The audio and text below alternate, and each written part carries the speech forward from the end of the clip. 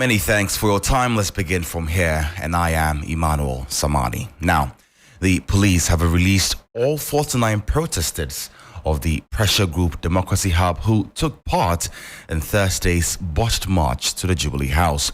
A legal representative of the protesters, Prince Alec Plim, confirmed that they were granted bail with between 10 to 15 sureties altogether.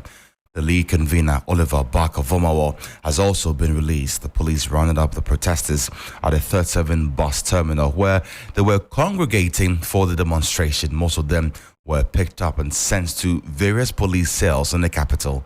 Listen.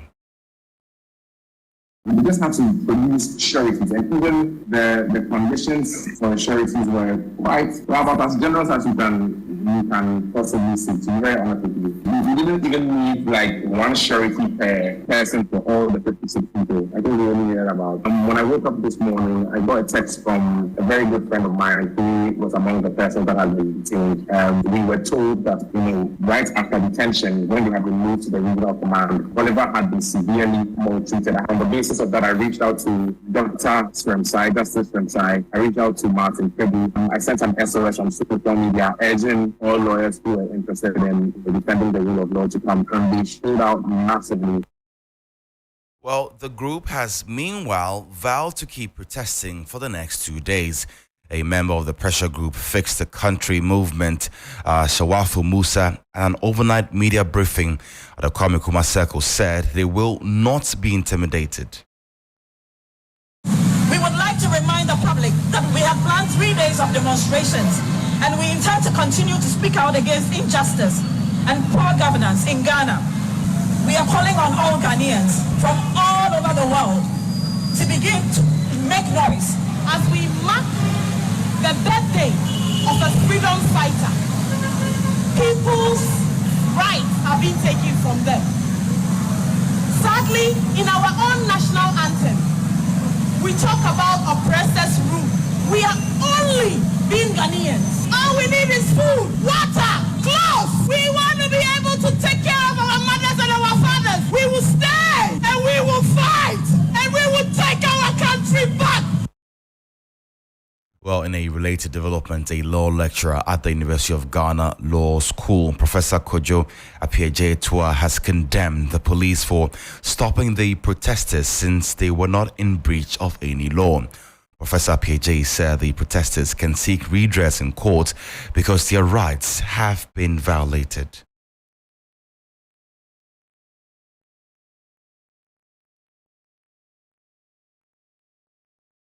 They are absolutely wrong. They are clearly in violation of the Public Order Act. They are also in violation of the constitutional right of people to peacefully and freely assemble, as well as even if they may have committed any crime, their right to be treated as a suspect with rights or as even an accused person with rights have been denied them. So looking at the issue from these three angles at least, the police are clearly in violation of the laws of the land. But here is the chairman of the National Media Commission, Yaw Boadu Ayeboafo, who has cautioned against condemning the police's use of the courts to halt demonstrations and other actions, stating that it is a democratic right to use the judiciary for peace enforcement. As we practice democracy, we must understand that we should not condemn any democratic tool. Because, the people have the right to demonstrate, right? But the law also requires that when you want to demonstrate, there's a need to inform the police. And then they will look at all the circumstances. And if they think that it may not inure to the benefit of this thing, they can take action. Yeah, but the good thing is that this time around, they are not taking unilateral action. And that's why in some instances, they have gone to court. Now, if you fear going to court, then you are not a Democrat. Well, let's still stay on the demonstrations because another pressure group, Justice for Ghana, will this morning begin a sit-in protest at the offices of the Electoral Commission in Ghana over the ongoing limited voter registration exercise.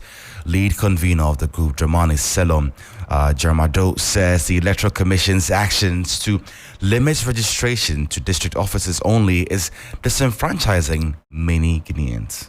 the sitting that is going to be a historic one. It is going to be a peaceful one. We are going to use it as an opportunity for the Mensa to be schooled in the functions of the Electoral Commission as laid down in the Constitution. That is exactly what we are going to be doing. We are going to drill that into her. We are going to beam it into her so she understands that she is violating that particular provision of the Constitution and she must rescind a decision to expand the registration process to electoral area.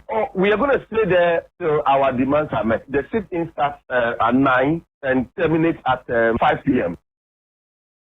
Well, away from demonstration and protest, some 9 passengers on board a vehicle were reportedly killed and several others injured after an ambush by gunmen on the Boko-Palkom highway at Pusiga in the Upper East region. The incident happened about 8 a.m. on Thursday and left 9 others in critical condition at the Boko Presbyterian Hospital. Thursday's incident is the 3rd attack on vehicles on the Boga-Boko Road this year. Now, before we go, the 2020 running mate of former President John Dramani Mahama, Jane Nana Opoku-Agyeman, has criticized the current leadership style in the country and on the continent, highlighting ethnocentrism as a significant issue in governance and leadership, contrasting it with the ideal leadership concept. She was speaking at an event to mark Kwame Nkrumah Memorial Day. You are leading. What does it mean? Does it mean you are intimidating the people following you? Does it mean you think you are better than them? Or do you think that this whole leadership role is to allow me to bring more people out? Is to allow me to groom more people to lead? It's also to recognize that the people I'm leading have better ideas than I do. And therefore, it is worth listening to them. It is worth being humble. It is worth sharing. It is worth mentoring and encouraging. And on that note, we wrap up with the news here on 3FM 92.7. You can find more news when you log on to our website. It's 3news.com. I am Emmanuel Samani. Take care of yourself, be well, and enjoy your weekend. Bye-bye.